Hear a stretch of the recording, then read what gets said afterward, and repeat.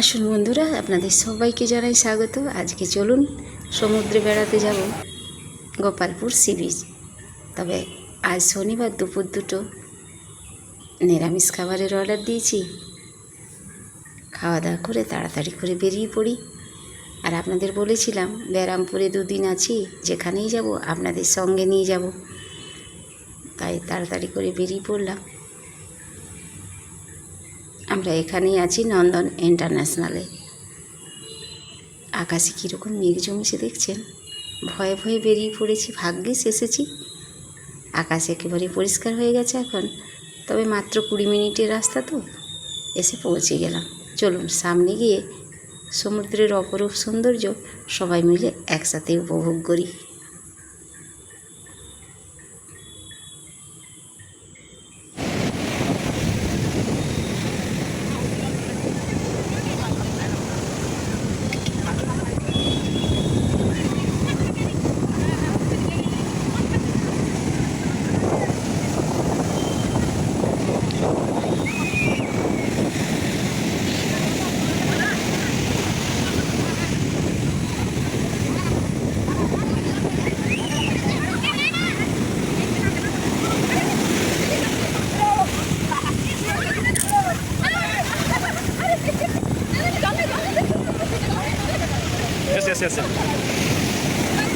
ভয়ে হতেই পারছিলাম না, সমুদ্রে এসে কিন্তু ঠিক ধরা দিয়ে গেলেন।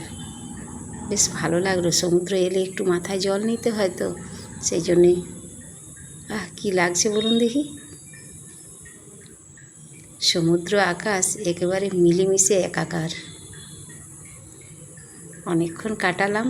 দেখছেন যত রাত্রি বাড়ছে তত লাইট বাড়ছে, দোকানপাট বাড়ছে। এটি সমুদ্র সৈকতে অনেক কিছুই দোকান টোকান আছে, বেশ ভালো লাগা জায়গা কিন্তু। তবে যেতে তো হবেই। চলুন চলে এলাম। হাতে যেহেতু সময় আছে সেই জন্য একটু শপিং মলেও ঘুরে যাচ্ছি। এটি ব্যারামপুর ম্যাক্সে এলাম। শপিং মল ঘুরতে একটু ভালোই লাগবে, কারণ হাতে যখন সময় আছে একটু ঘুরে নিলাম। কিছু কেনাকাটি না থাকলেও ঢুকলে পরে কিছু না কিছু কেনা হয়ই। তবে চলে এলাম নিজেদের যেখানে আছি এখন হোটেলে। ওনাদের পরিষেবাটি ভীষণ ভালো। এক কাপ চা খেয়ে নিজেদের রুমে এসে পড়লাম। তবে এই সমুদ্র দর্শন আপনাদের কেমন লাগলো নিশ্চয়ই জানাবেন। ভালো লাগলে লাইক করবেন, চ্যানেলটি সাবস্ক্রাইব করে সঙ্গে থাকবেন।